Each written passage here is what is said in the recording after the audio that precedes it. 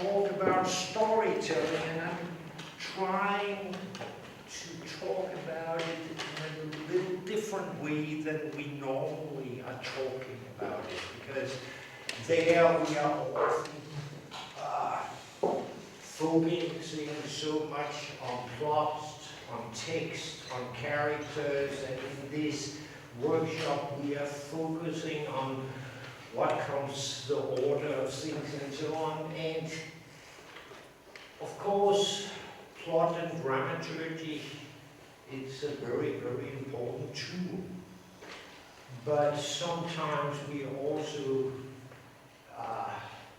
forget that it's only a tool to help us to manage what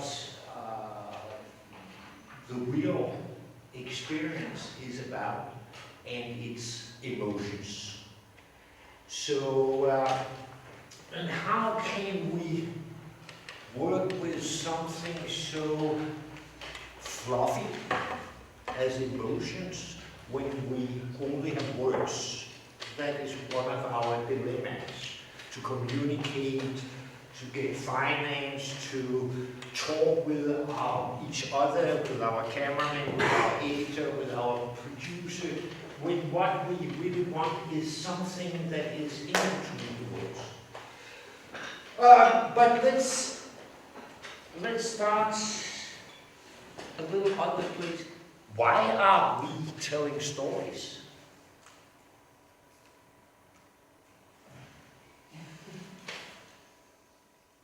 You're storytellers. Come on, give me. Why are we doing it? Because in the story we can cut out unnecessary information and play with emotions, or human emotions. Okay.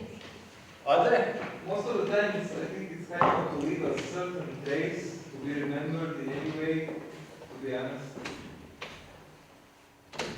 Are there other ideas why we human beings are telling stories? Because you love to hear stories, so that's why I want to tell them. Okay, if you have to give, yeah, that could be very.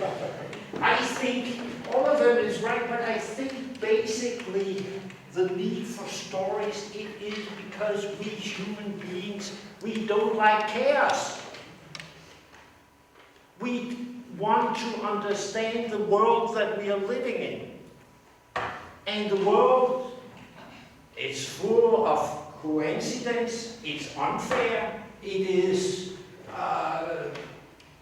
it's hard to live in the world without understanding. And we are telling stories, trying to grasp the story. Think of what are the first stories in any culture. It's creation myth. Then, and it's Bible, Quran, or wherever. It is how did this world become? Who are we human beings? What? And we also, because we are social animals, we need to live together, so we also need some kind of rules of what is good and what is bad. So, in my opinion, we are telling stories because we can't stand life's chaos. So we have to squeeze it down into, take away some unlogical, some things, and make it to something that is sizable, that we understand, that gives our life meaning. That's, of course, you can totally disagree, and we are trying to make this so short, so this will more be in the end a discussion. And in filmmaking, the creative dialogue, there's no absolute right and wrong. So I hope very much that in the end of this session, we can talk and discuss, and I love that people have other opinions than me. So now we have two things. We have the thing, why we are telling story, and that film is an emotional medium. And with emotional medium, I don't mean that it's stupid.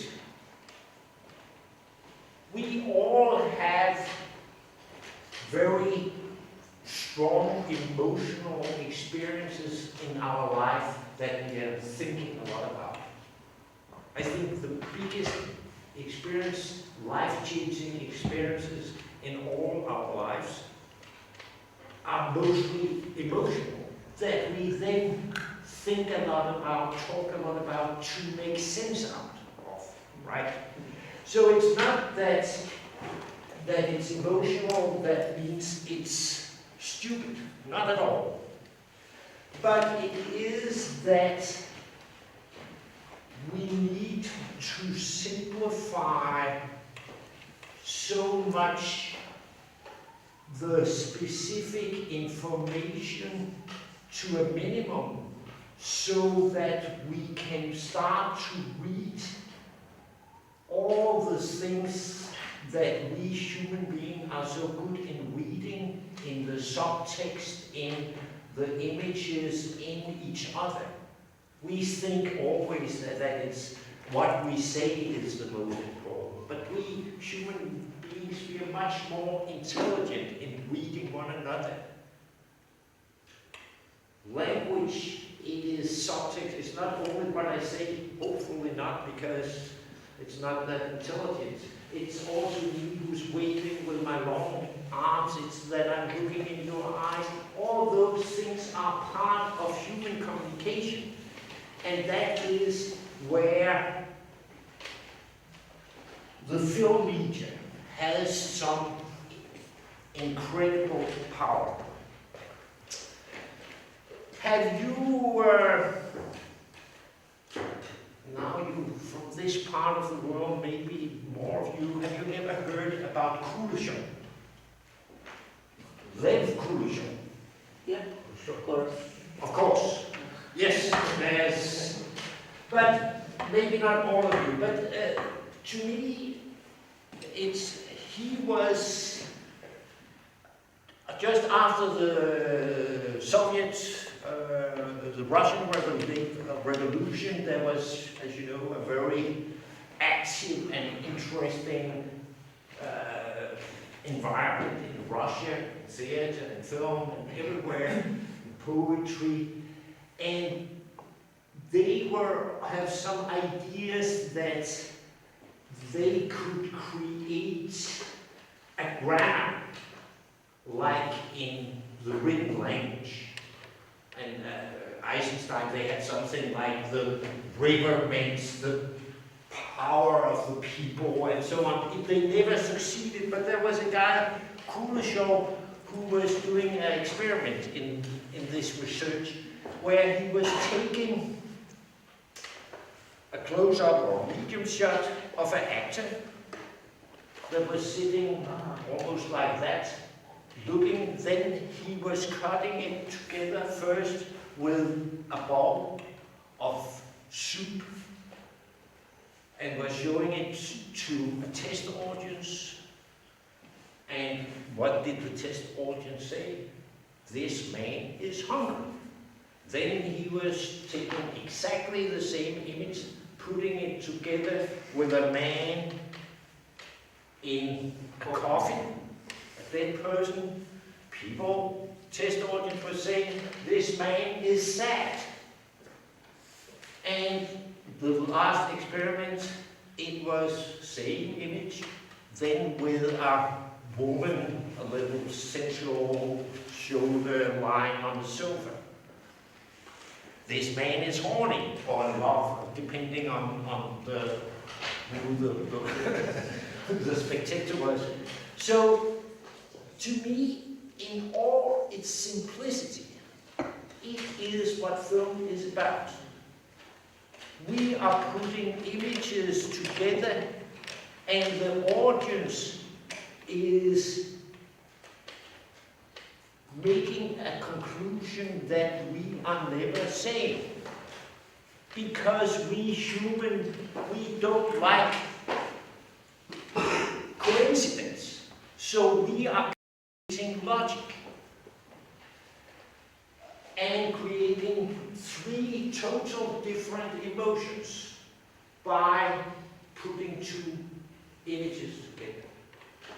There's also more modern psychological experience where psychologists have put up on the table, I think there's 5 or 6 totally random photos.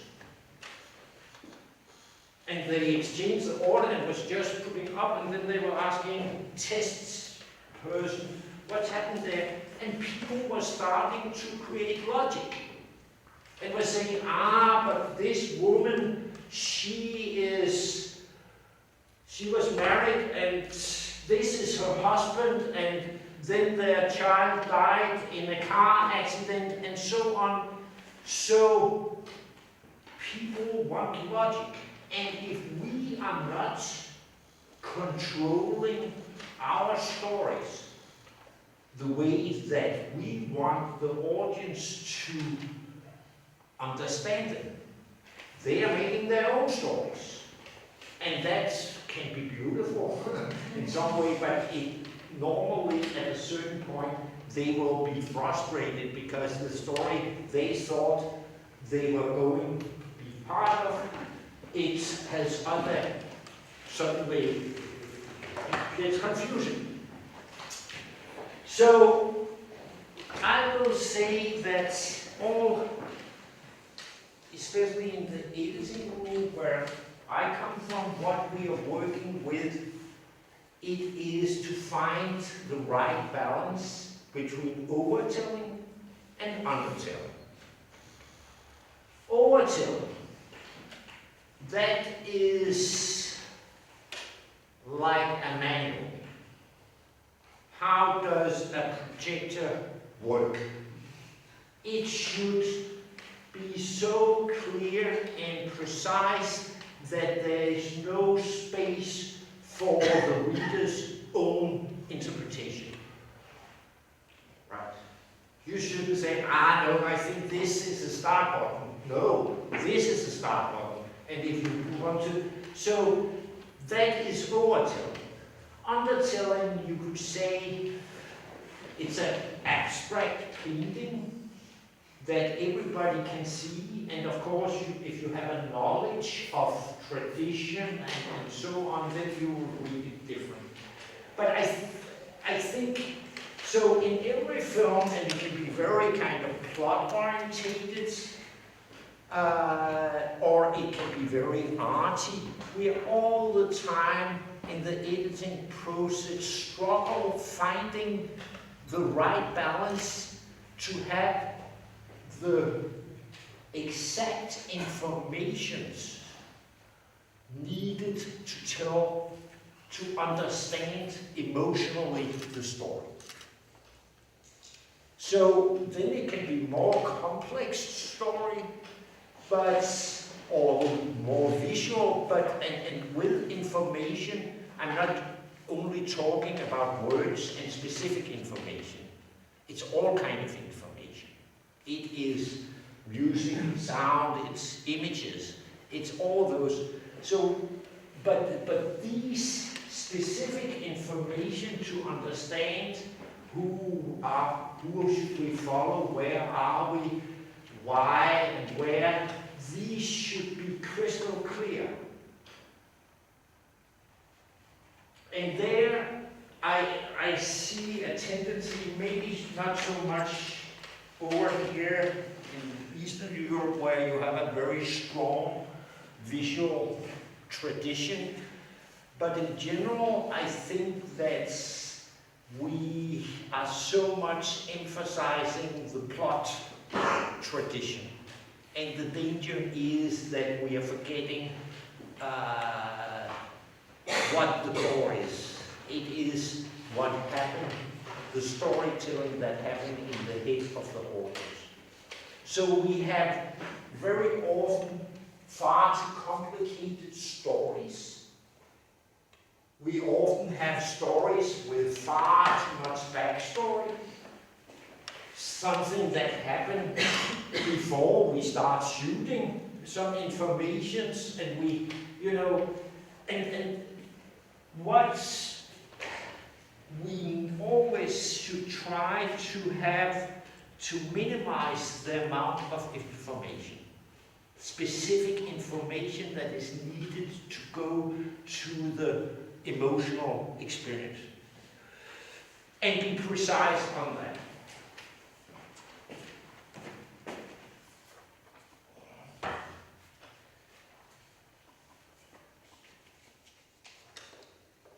Then we have a, but then we need, when we have kind of set up our universe and have made a kind of presentation, where are we, what's on stake, and so on, then we need tension. I don't use third act and first act and turning point and so on, because it often it becomes so like something you push over the material, and suddenly you don't feel and see the material. But we need some kind of tension to have the audience want us to see more, to be part of this storytelling that we have started in the head of the audience. They have some questions, and that is that we are somehow questioning the information that we first were giving. Do you know what I'm meaning by that? You could also say you create a conflict, but somehow you provide some new information that is questioning what you just have told. And there I see a problem that often happens. It is that we filmmaker, we want to make fantastic story. We are looking for the extraordinary. But we forget to show the ordinary. And it's the ordinary that gives the extraordinary light. Like white is white also because of black. And it's often something we find boring. And it's in our own country, so we don't show how the ordinary life is taking place, and then we go straight into the conflict and where the juicy stuff are for us because we know too much.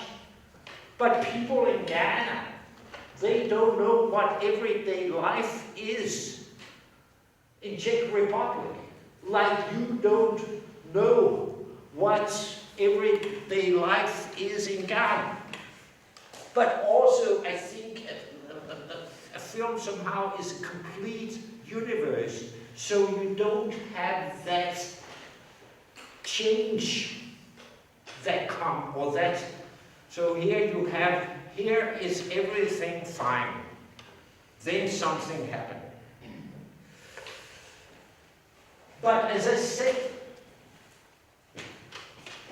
often we come too late into the shooting. We have a lot of this backstory. We just find out, so we don't have the starting point of the story or something, you know. And what do we do then? We can solve it in different ways. And another problem is that in normal dramaturgy, we have this, if we have character-driven films, right? They should change, right? Here's a man, then he sees this woman, falls in love, then he wants to marry her, her parents say no, blah, blah, blah. There's a change in people. We have a problem, because in real life, we humans are conservative. We don't change unless we are forced to it. You know, take me. You know, I'm film editor, working all over the world. I never had a steady job. in my whole life, you know, oh, what a radical. No! I have done the same thing for 40 years. If I was a radical, then I took a job in a bank, you know, then it would be changed, right? Then I would really test me out in some new field. So, of course, that makes us often choose characters that are in a crisis or in a situation where they are forced to change because we want to make good stories.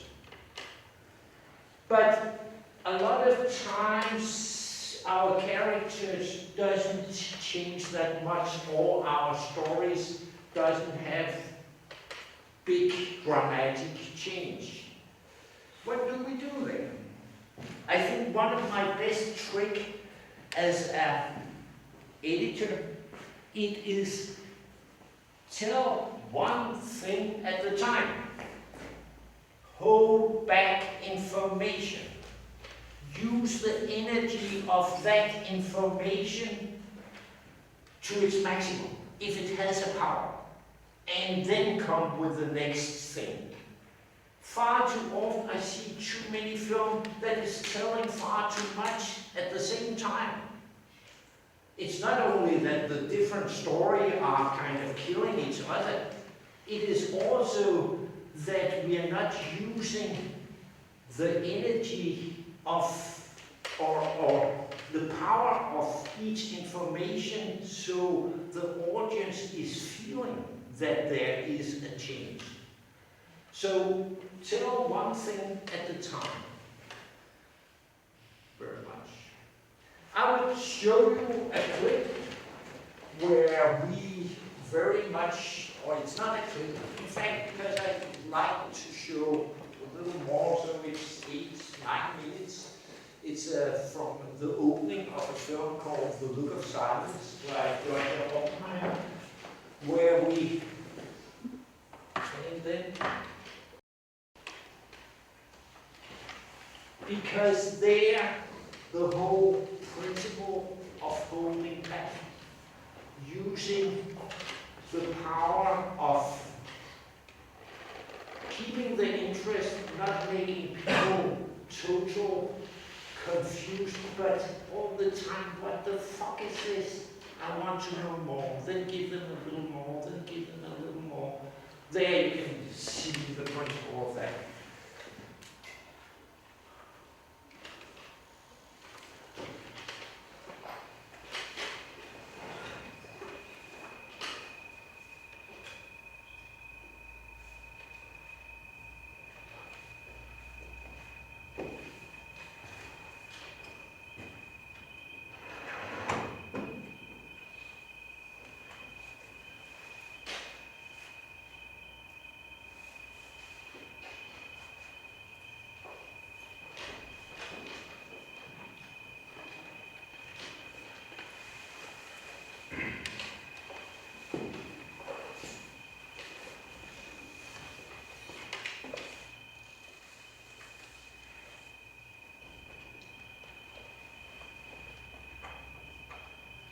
Saya bernyanyi memanglah sengaja buat paripur hatiku yang susah.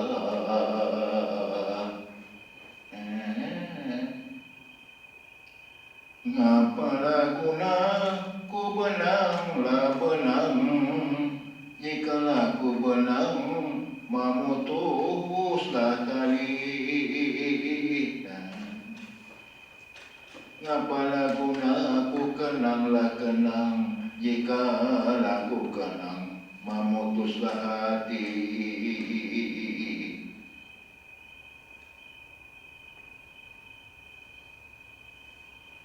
Ali Sugito dibunuh di Sukasan. Apa terjadi? Orang tak pernah berdarah. Situ adik pun dah jadi bangun pun. Tunggang cakap, keluar lidah diam ni, keluar lidahnya. Oh, tahu situ. Yang satu, upang dia doang, kerak, keluar minum sini. koyak tuh. Ya satu lagi, apa buah jatuh ke batu itu pecah kepala. 3 meter terlempar ini, pecah ini. Itu siapa? Halo, tangannya udah.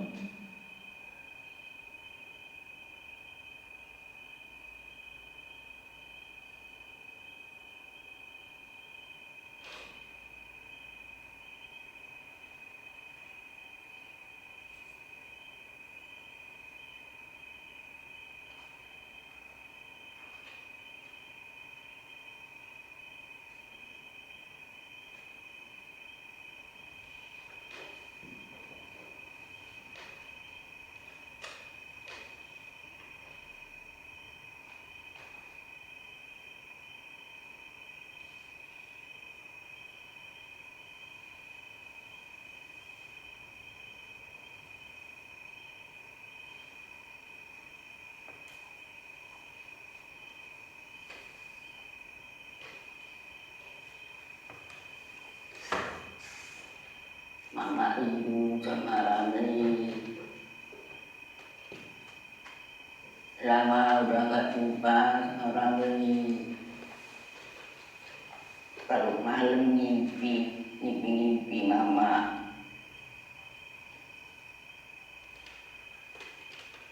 Pengen nampaklah sama mama jangan nampak. Kepinginlah tahu aku.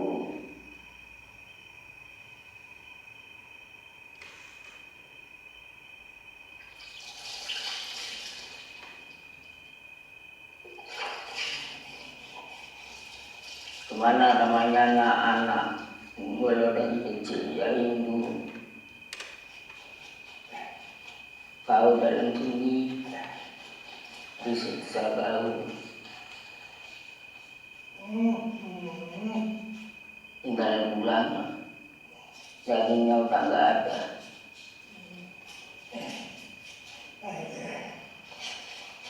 Doakanlah untuk penyakit mama. Saya sakit, matanya udah gak nampak, jalan udah gak bisa. Dia udah pekak kupingnya itu. Udah nasib mama, sakit dua-dua. Mama sakit pinggang, gak sakit apa-apa.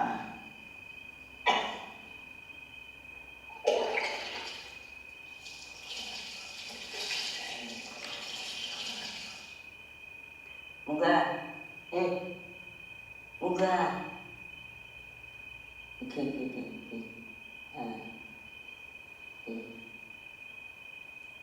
Ya kita lagi.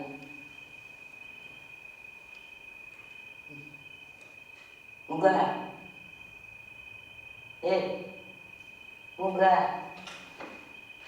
Enggak pelan-pelan. Enggak baca. Enggak. Ya. Enggak ini. Ya.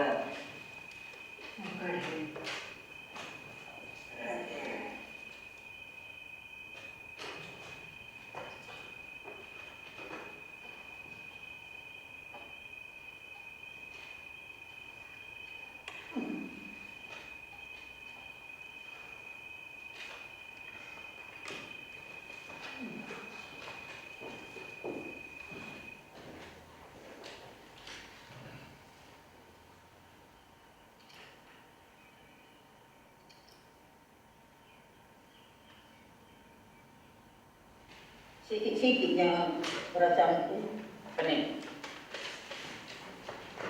Mana pena? Enak juga nih ini.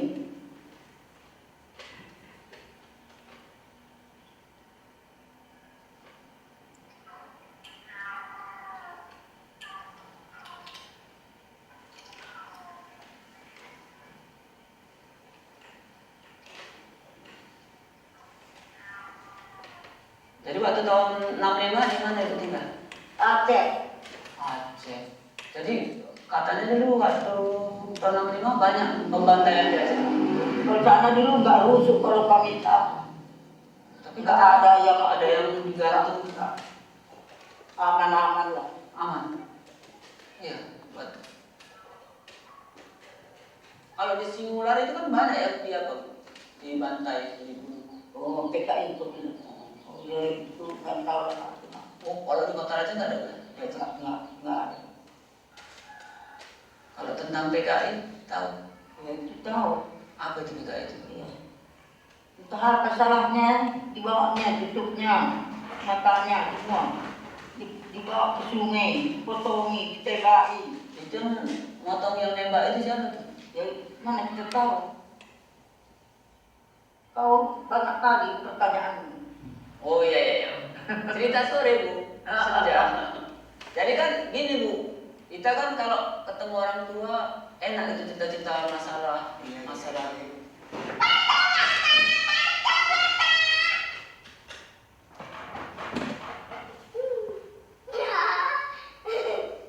Oh bagus kok ya, banyak kacamata kok ya. Topok kan kalau itu banyak kacamata topok.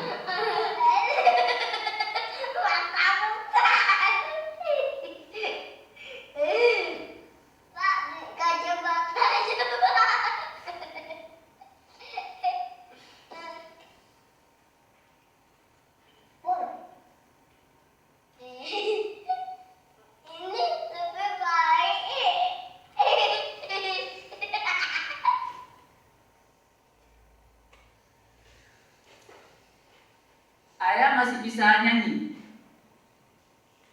Hah? Ayah masih bisa nyanyi? Bisa juga. Coba nyanyi. Aduh, menataan.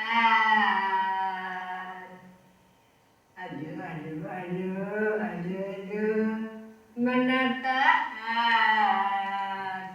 Kamu jadi kalau mayang, pipinya licin di layar, baru sadar dipandang.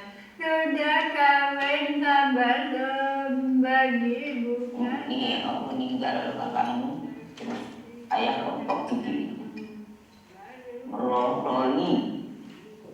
Mungkin ini waktu merotoli lalu isuin aja merotoli. Menang terus nggak pilih mangan nggak jago mataku ngelek itu yang pokok asam gede. Kadang aku teringat pokok asam ini jago. Itu mangan jago buat. Okay.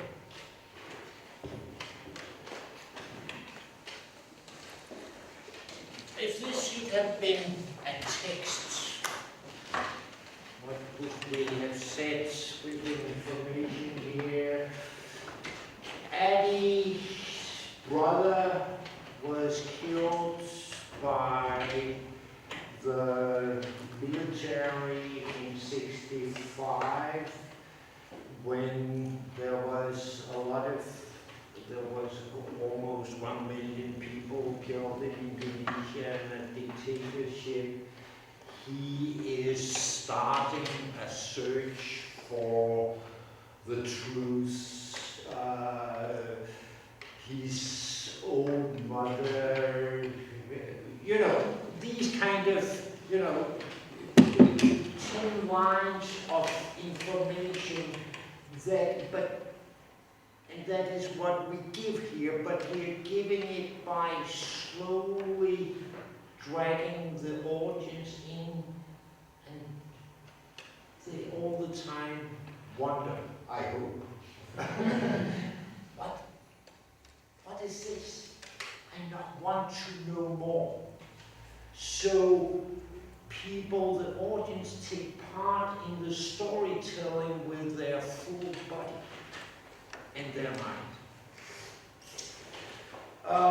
And slowly, first we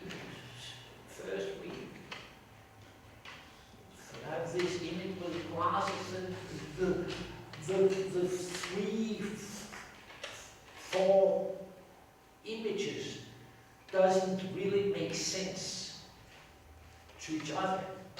It's first when we are coming back to Adi the same time with the television after the singing man, then there's a kind of, okay, here's a kind of scene, else they are kind of disconnected. So this this film was a part of, before that Joshua made the film The Act of Killing, which were doing this controversial choice only tell the perpetrators and the killers' stories. And that was a controversial choice because normally in storytelling we have the good and the bad, and we should know what's good and bad in the same film, but we took out the good, we took out the victims. And it became a very horrible film, but we wanted not deal with the sentimentality of the good, but we wanted to understand something of the mechanism of the evil. So that was why we took that choice. But so then we made this film which had the victim's point of view and more or less the same historical events. But what we also knew was that people, after seeing The Act of Killing, which is a horrible, horrible, disgusting film, what would they expect? And it's The Act of Killing, it's shouting at its audience. It's kind of violent, it's too much, it's ugly, it's... How do you make a sequel? In Die Hard you have more bombs, you have more, better stunts. In a comedy it should be more funny, right? But we have already made a film that went through the roof, so we couldn't go that way. So we went the other way around. We were whispering. Instead of shouting, we were whispering. So we took that very serious, because we could never beat it the other way, so we had to go in the other direction. And of course, the theme of the victim, it is that because of fear they have been silent, so things were fitting together in that way. But we were going against the expectation that the audience would say, now I'm going to see something very horrible. We didn't, because either they have read about it or they have seen Act of Killing. No, we were taking it easy. What the first image, we are showing a man who's singing. It's not something horrible. It's first the second cut from the television where he's telling how he was killing a person. So we are putting on tension because people, they don't want it, or they want it, they're kind of split in this, like we are watching horror films. We don't want to see this kind of thing, so we are holding back and building the tension up till, I would say, it's the same kind of tension curve up till emotionally break with a child. Buy glasses, and then we change mood. Then Adam comes in and says, Daddy, can you sing a song? And then he sings, oh, you're so sexy, but the child had made us able to emotionally accept that turn in emotion. And that we also have the children and the parents, and that we have humor in such a horrible story, because victims are not just victims where something, they have children, they have fun, they can sing sexy songs from their youth when you once had dementia and so on. Now, Iikka, challenge me. Actually I was discussing with our friend from Belgrade before we came here that how Mozart made mistakes when composing by purpose. Why? Because he wanted to make the holes that audience can go in. Umberto Eco, by the way, has written almost a book about that. And now this is whatever. actually, once in your life we have been working together. I was just thinking that where are your mistakes that I can jump in and break this fantastic editor doing fantastic show and saying, and once I really had a problem to find.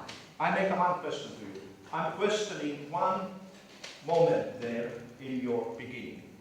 You have to guess what moment is that. Don't say it yet. We can, of course, I can challenge him a little bit, but I know what he means when he says emotions and the stupidity. I think that he means that, if correct, that emotions doesn't have to be cheap, that it was so good film, I was crying all the time. That doesn't make the film good. And I say, intellectual way, my emotions, very often we understand it opposite to be an intellectual. I argue that my intellectual, cool mind can create emotions in me. I mean, very many of you are conceptual, if I say, or artistic. So don't please misunderstand the word emotions. Emotions can be with intellectuals like me, very high abstract level, and it's still intellectual, it's still emotion. This is number one. Secondly, this word of overtelling or undertelling, I don't actually like that. That's too simple. I use sometimes, if you use the word curiosity, if you don't have a curiosity, then you kill the film. It means it's overtelling, the same thing. And then undertelling is the confusion. It's not only that I don't know enough, but you are lost. And I think curiosity is, for me, it's better word. Yeah, but it is, we are meaning the same. One is from the creator's point of view, we are the storytellers, and the other is, of course, what is the effect of the author. Exactly. That's why you can notice that actually. But what was my mistake? I'm repeating what you are saying in my Finnish way, and that. What was my mistake? I'm wondering, you had a question. Now say that, because you say we were talking, so this is another thing that I really, and I think that's really important, because I'm hearing it all the time. Where is your story? What is the change of the character? And I'm repeating. He says, you give step by step, let's say, information, whatever is the level of the information, that suddenly your idea of the character is changing. So audience is changing, means the character is changing in the minds of the audience, because you don't relieve everything. Of course, we can say also, when the society is changing, that means the character is also changing. So I'm totally agree with this. Have you seen the War Photographer? No, but come with your question. My question is about what was the image and the mistake. My question was, what would I challenge in this beginning? No. But first of all, I will say. Would you change anything now? No, I don't change. In fact, I'm such a positive idiot. I know some filmmakers that are watching their film 5 years later, and they say, "Oh, I would change it," and they hate their film. I have quite mercy on myself, and I'm kind of, well, it's not that bad, and that was what I could do at that time under those conditions together with that director. So when a film is finished, it's finished for me, because else I would have 300 films inside me and I would go crazy. You know, that will be a lie. But, and perfect, I think, but come on, tell me what is it that you think? No, I'm asking you. I have 6 times seen the beginning of the film. Yes. And still, I don't remember, and I don't listen what the voice is saying when there's this washing scene. Okay. And that's why now, is it important that I will know or I will remember what he's saying, or is there just we need the voice there? It is, I don't know, I don't think you remember exactly the word,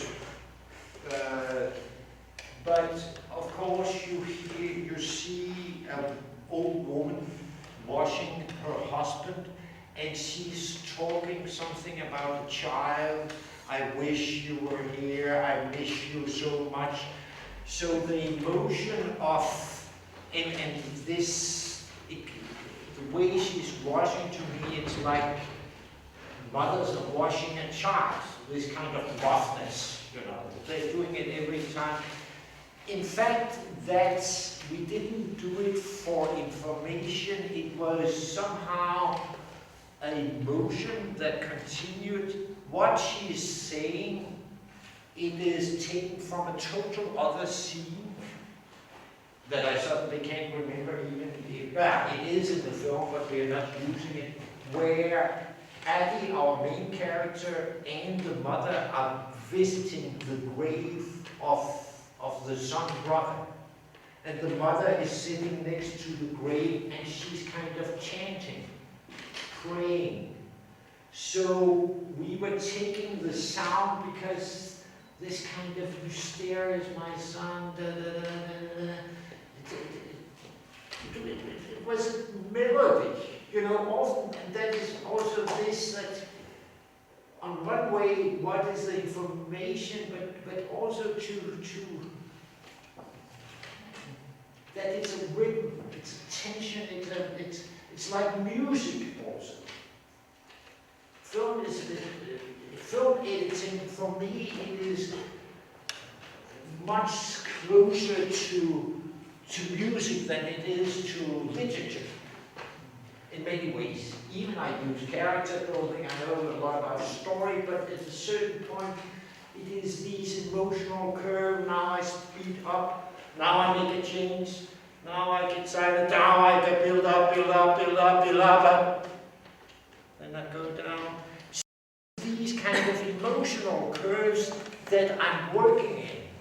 And one of our problems, especially also when I start to get blind, it is that we all have these small, these yellow stickers or whatever, or some printed out images of the film, and we are structuring, and we are and we often have names on them. Peter falls in love with Suzanne, right? That is what happens. And then later, Suzanne, Peter gets his will, or whatever. We are referring to the specific of what's happening in the film. And I'm using that, but at a certain point, what I do, I start to say, instead of what happened, what should the audience feel in this scene? What is the emotion that is the sad scene? Is it a funny scene? Is it a melancholic? Okay, but is it right then that I have a sad scene and then a melancholic? Then the energy kind of falls. Instead of I'm up in the kind of clock or logic, then I also have to see it in the emotional logic. And melancholy is weaker emotion than a sad emotion. So, or if it's two funny scenes after one another, is number two scene more funny than the first one? It should be, because those the energy drops. So I see very much, try all the time to refresh and go down so I feel. And of course, when I've edited a film for half a year, I don't feel anything more. Nothing is funny. You know, a joke showed 100 times, of course I'm not laughing. And I'm not crying anymore. Nobody is doing it. So therefore I need my head and some other methods to kind of understand how the film also works emotionally.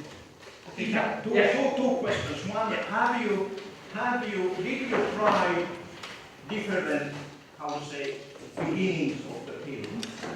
And secondly, how do you actually, when you look at hundreds of the materials, how do you start to work with that? But before that, I have to ask it. I have one. I like there's a one-shot somebody could call it intercut. She's asking from the women about the eye, and then she's shifting to the skillings.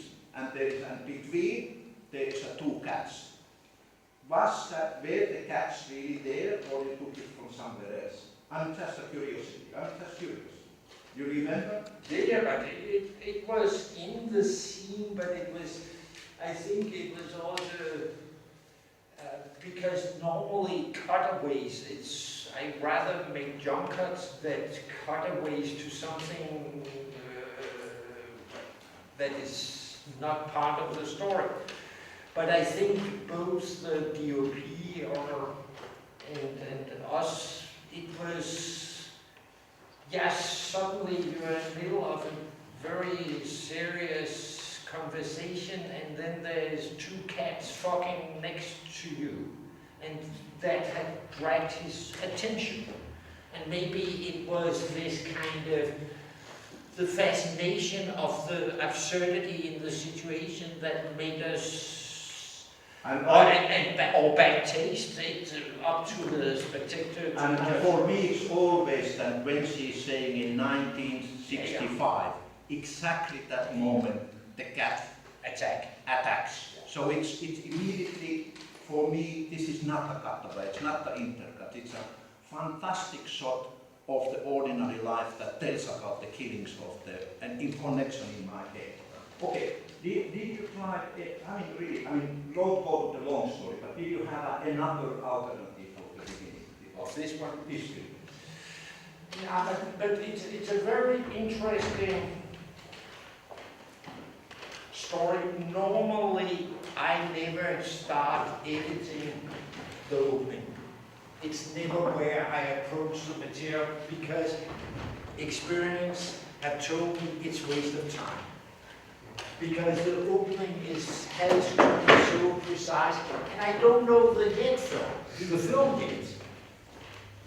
Because I haven't been through the first draft, I don't know it. So how can I make the opening of something I don't know? So of course, when I was young, I spent hours, days in making fantastic opening that was wrong. So I never start with editing the opening.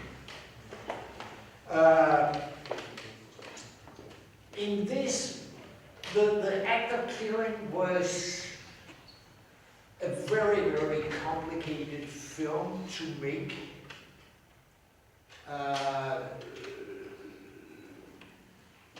There were 1,000 hours material, it's so complex, so many characters, there was a society, there was a hierarchy, it was very complicated.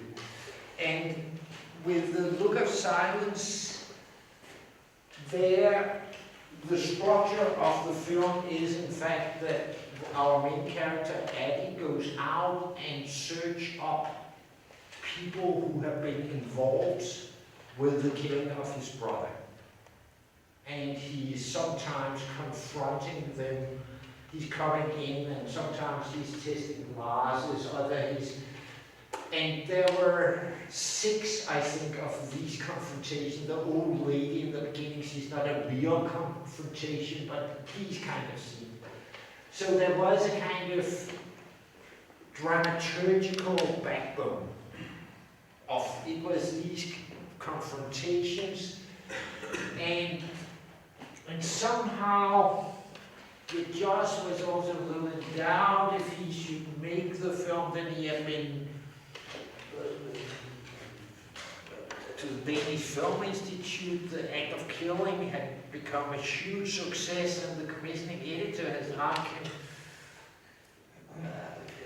are you sure you want to make another film about Indonesia? You know, here, you know, I will give you money to whatever you want to make. Are you sure? And Josh was asking and calling me, what do you think? And I said, yeah, but I think we owe the victims of film, and maybe it's an hour long, maybe, and so it's something, it's a little broader, and we are doing it. But then when we started our process, because we had a very clear feeling of the kind of backbone in these confrontations, then I said, if we are going to make just a little brother to the act of killing, we have to find a very specific language. So let's play. So we were playing with the material without any idea of any purpose, I think for 2 or 3 weeks. And out of that came that opening. And I don't think we have changed one frame in it. So we started, not saying now we start with the opening, but we started, the first couple of weeks we were just playing with the material. So you were actually just editing very fast, different kind of... No, not with any purpose. It wasn't a purpose. Now we are editing an opening. We were saying, how can we find a language in telling this film that will be powerful and strong? So we were trying, testing different elements together. And out of that word came the opening. So it didn't, our starting point was not, now we are editing, now we are playing. Now, Iikka, you take my glasses and I take yours. You never take my glasses. No, and then let's see what's happening. There's not a purpose of anything, we are playing. That was how we approached that film. Pure play, to find a language. But already at that time, did you have in one way, the fundamental structure that they were the confrontation, they were your main scenes? We knew that there was, of course, we have seen all the material, which were very limited. I think it was where the act of killing was shot over 6 years. This was shot in 2 periods of a week or something. So there were, I can't remember, 50 hours of material. So it was overlooked, and we knew we had 6 confrontations. They could be in different order, but they had more or less. So what we had to find out, it is, what is our language? How are we giving this confrontation another dimension that is about humanity, oblivion, forgetting, life, another dimension to just, you did that, accept it, no I won't, but the whole, and the whole, we also have a development with this father who get more and more demented. What has that to do with genocide? But we were playing with these elements to find a language. But let's take not only The Look of Silence, but all the other films. How is it the same way? Do you approach the film, the material that you know that this one will be in the film, that one will be in the film, so that suddenly you know almost like 6 or 7 or whatever, but you don't know the order, and you don't know even the reason why they will be in the film. Or how do you approach normally, how do you do it? It depends very much on the project, of course, but I think where I more and more, what I normally choose, it is a scene, because I first really understand the material when I have put my hands on it, so to speak, to start to work with. So often I choose a scene that is like a little island, not too complicated. It's a typical kind of darling scene, something that doesn't have too many narrative threads before or after. Something I can start to. Or sometimes I also start if I can see some. It's fantastic. Some films where I had an ending that was clear, or it's fantastic to start with the ending. Edit the ending first, then you know what you're building up to. So, but what because I mean, the director has already the idea. He or she has her or his the darling. So she has these are the key. How do you solve this if you see, or how do you find out what is the director really feeling or thinking? What is your? But that I think that we. Because before I agreed to a job, I spent quite much time together with the director, not with all their words it's a film about and blah blah blah, but also got to know them as a human being. Who are they? Because if I am going to help them to transform their vision, I have to know, do they like red more than blue, Mozart more than Beethoven, or so on. So this kind of personal core, I think we all have. So I know that. And then I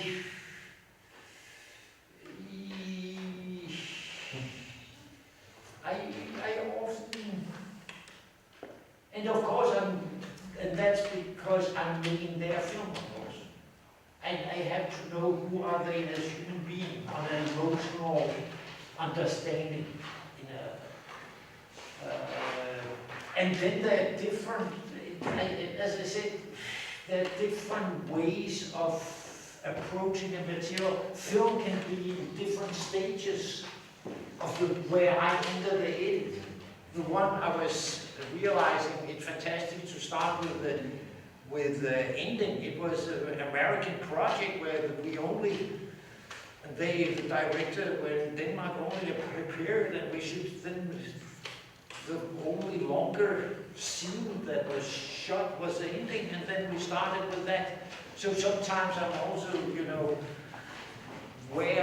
sometimes I'm editing while they still are shooting. If some of those documentary films can be shot over a longer time. So, yeah, now... Please, questions. Questions. Please. I'm sorry, we are used to talk with each other's hours. We spent 7 editors and us 3 days just talking. So it's very easily I start. Questions? Simple question, yeah. What was the biggest creative fight or argument that you had with the director for this film? Something that you didn't want to approach or didn't want to go in a certain way? On the Look of Silence? No, I would say that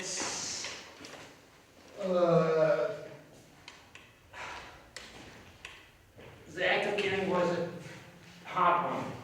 It was, and for some strange reason, the Look of Silence, it was one of the few films that I edited that it was editing itself.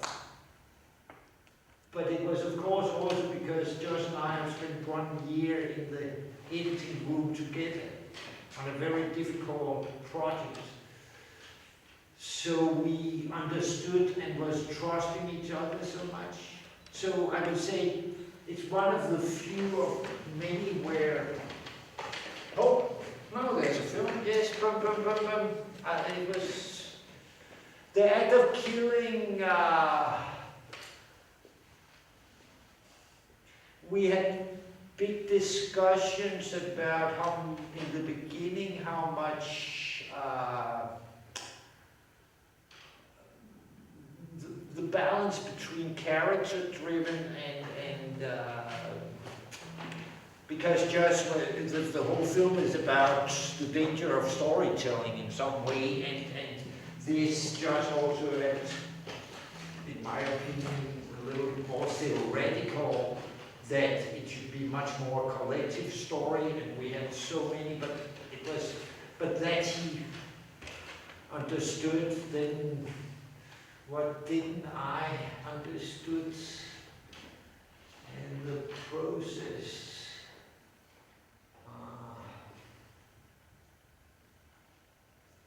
That I can't remember. It's always easier to remember others' mistakes than one's own. Right? But I definitely also, I'm in a learning process on each film I'm editing. So.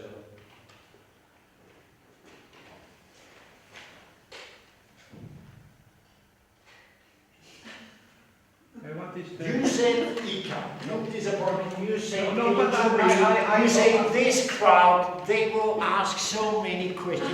Don't be afraid. Can I wait, because you say the word mistakes. Either you tell about your own mistakes, that when you look at the films, I mean you already say too much of information, but can you find somehow, let's say the most common mistakes that we do when we are doing our films, you know? I know my mistake is totally to be logical, trying to be too logical, trying to structure something, trying to be 1, 2, 3, 4, 5. You are talking about playing. No, but I think there's nothing wrong. We have our strengths and we have our weaknesses. That we should accept, but we should be aware for our weaknesses so we can compensate for them. For example, is there a character or a person in a film, in the material that I'm working with, that I, for some reason, don't like? I have to take extra care of that person and not just follow my prejudices in that reduction that is happening.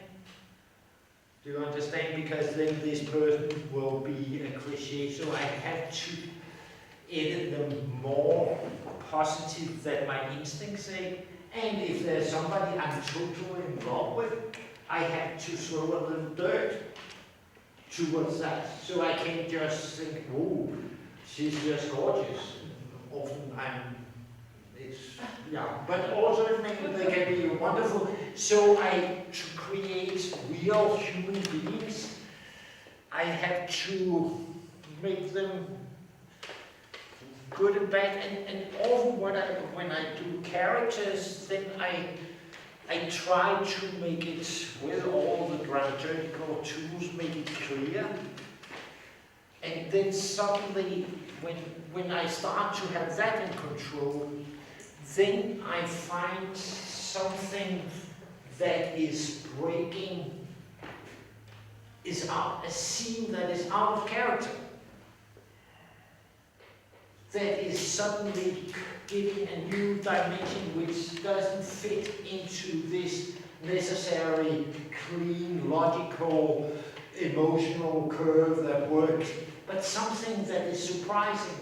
And that is also the thing that, because in this film it's such huge job to cleanse and make it clear, and it takes months and so on, and then when you start to have control over your story, you start to have control over your language, and the film starts to work, then you also have to, then I find something that's, some small things here and there that is out of character with the film's already logic, so I have to kind of suddenly make a little, because else it becomes kind of cineastic predictable, or you could say it has a fine written and it's a fine song, and you know, this small kind of. But still, how important is the first shot of the character in the film? I mean, like when you have fallen in love, it's very often it's the first moment when I saw you today. I was already, you know, thinking, do I like or do I interested or whatever. How important is the first shot? It's everything. And after that, it doesn't matter if there is a film or No, but far too often there again, we are looking at what do they say and what is in our narrative there we should. So on first time we see the person, we should fall in love and say, I want to know more about this person. How about if I hate him? That can also be good, because then I want to see more because he's a fucking nasty asshole. So I have to, but it's on the emotional level, and there in our construction building, that is what I'm talking, it's a real dilemma. How can we both construct with our logic and at the same time work with something that has to do with our emotions? And there, the editing process, it is where you need both. You will need the emotions and you need the analyze, because without those two elements, it will never be a good film. But I also have had, you know, editing students that is coming after, you know, in the editing room, who's been working for a long time, and they say, I don't feel anymore. And I said, but it's natural. We don't feel all the time when we are editing, but then we have to use our head and analyze with a man and a soup. What does that give? Maybe hunger. You know, these kind of, and then in the process, and then sometimes also we are suddenly, you know, I have had tons of screening in the editing room where I see nothing. You know, towards the end, I'm blind. I don't feel anything. It's just images that is passing and so on. So in my editing room, we have made that rule with the director. It is you are always telling, did you have a good screening when we for ourselves? Which doesn't mean was the film good, but did I experience well today?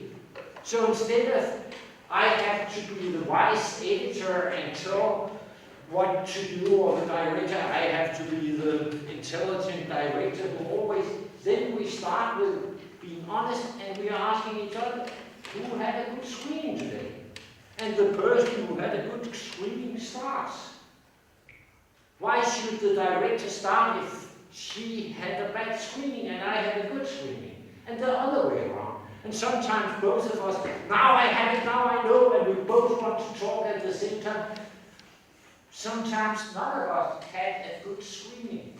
So this kind of, that our sensibility is part of our tool, and we have to be honest about it. Do you change the screening place, for example? Sometimes. Is that do you use some people coming? Yes. Middle of the editing process, or Yes. at the very end?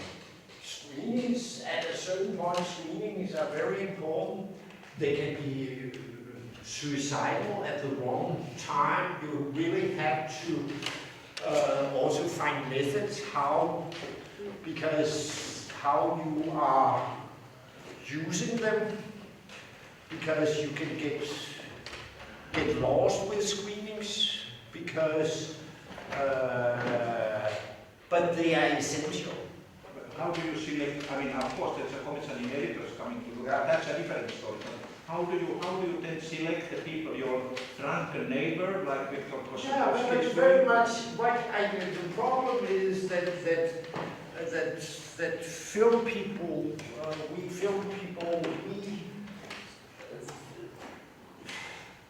we are doing the big mistake. We think we should tell the other filmmakers what they should do, instead of tell what they experience.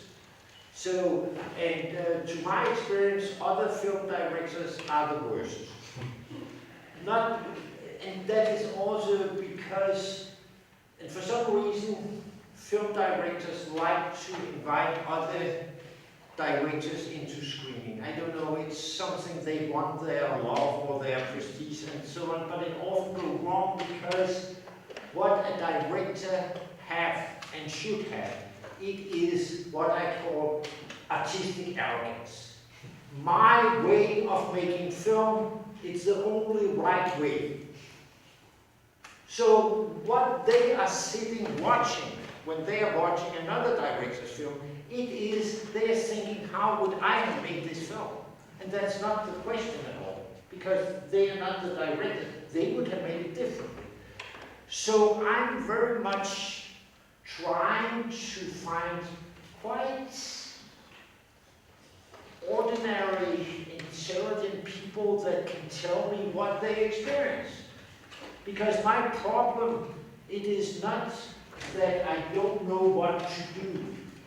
My problem is I don't know what the effect of what I'm doing because I don't feel anymore.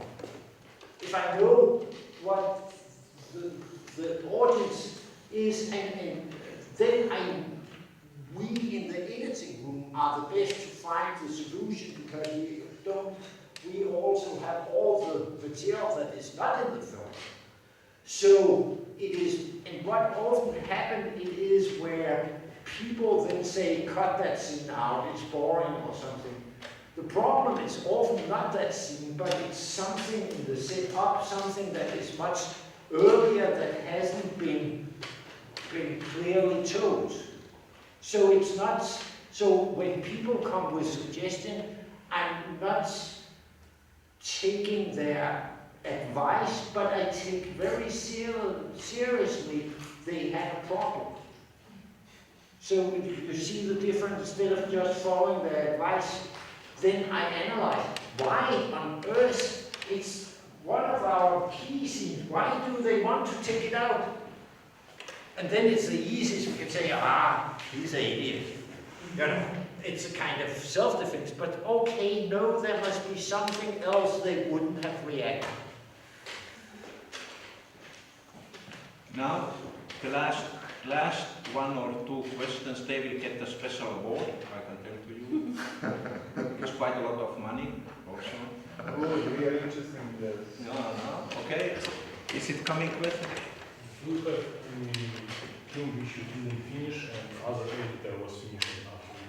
Sorry? Did you have such experience that you didn't finish editing and other editor finished it after you?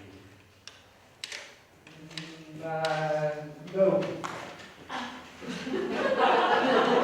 Oh.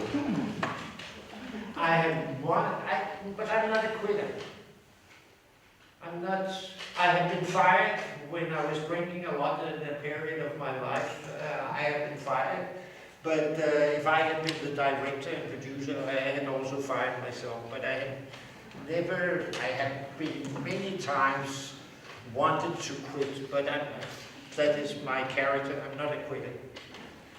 And I can add here that I have seen some rough cuts of the films that he has been editing, and if you would have seen them without knowing who is editing, you would have not said, hey, there is a master editor here. You would have, and this is, you know, what I try to say.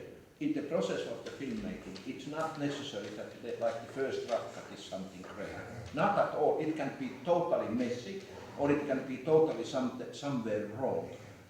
To know it, that actually you have to do it again and again, in some cases. That is the process of the filmmaking. We have films that has 19 rough cuts a person has done, again and again. Even small tuning has changed. And I think that's why he never has said, I have always finished my films, because done again, it's a process of development. But what I do, and I have it as a rule,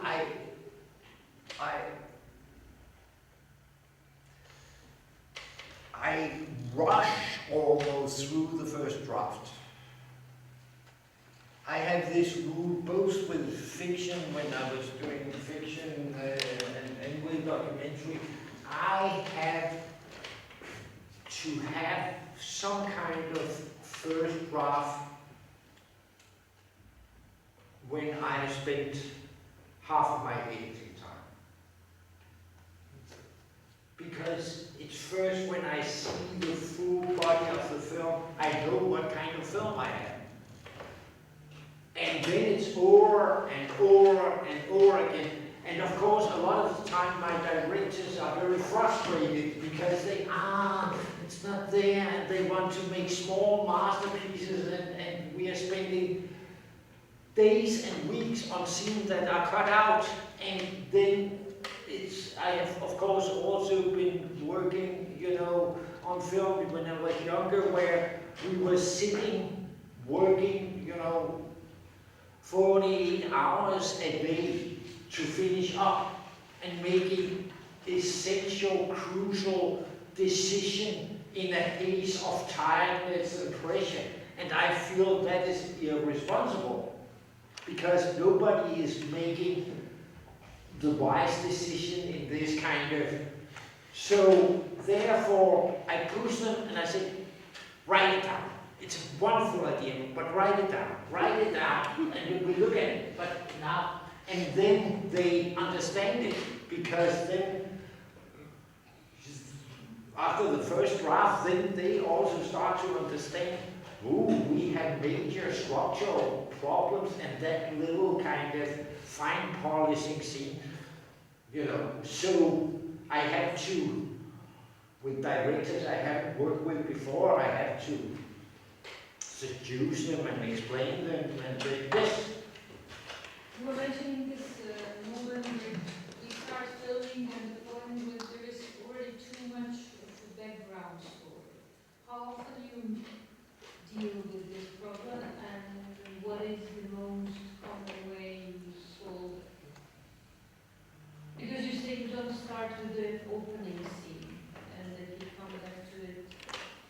So you like kind of imagining the opening scene and all the information will be there, or you find after some time you find out what are the necessary informations of the background story? Yeah, of course I have a feeling what should be there before. But it's also to make it. I think when I was younger, I was making things much more complicated for myself. And also up in the north of Europe, we are kind of Protestant, first work, then pleasure, this kind of. But where nowadays I'm trying to make it as simple as possible, because I want to reach, and then now we come back to the emotional dramaturgy. I want to find something where I reach the level, and if it's a total complicated scene, I'm not able to do it in the beginning of the editing, because I don't know how the material talk to another. I don't know the character really yet, and so on. And by experience, I will say opening is maybe that we find out, but I will say what I call the presentation part, it is where we, in documentary film, I will say 8 out of 10 times have problems. I have problems, but also in all the rough cut I'm consulting, it's often there. How do we give the right information, short and precise enough? And I do it myself. We are rushing. We want to get to the juicy stuff. this is boring. But so we have far too often, I go down, then I extend my presentation. Because it's not only starting the action, it is also to see my main character. How does he walk? That I have time to be with him. And so on. So I feel often, isn't it true also for you, when you are watching Rough Cut, it's often this to get the precise information, get cleansed out all those disturbing, misleading information. It is far too often in the presentation part we have problems. Just, I have to repeat, just 3 sentences in the information that in the look of silence, 1 sentence coming, 1 second, third coming in. And you have all the essential information is there. You don't go back to the history at all. And that is something, essential information. Sorry, we are closing up. And I think I got one very good rule here. This is half of your editing time, your rough cut, first rough cut is there. I think it's really, really good rule to use. For example, Eres Laufert, who is one of the, in our rough cut service, he's sometimes doing that. If there's not material, he just leaves the black. He says, don't waste the time to look at the material, don't waste the time, we will find it, we will solve it, no problem. But there has to be something, but we need to have a cut. You need to have this to start work. And if you do it like, there are people who have spent from their editing time 90% for the first 15 minutes, doing it again and again, and you know how much then they have a time to the rest of the film. It's totally killer. I think this is very good. You had 2 weeks of editing time, in 1 week you have your cut ready. Fantastic. Time is over. Thank you.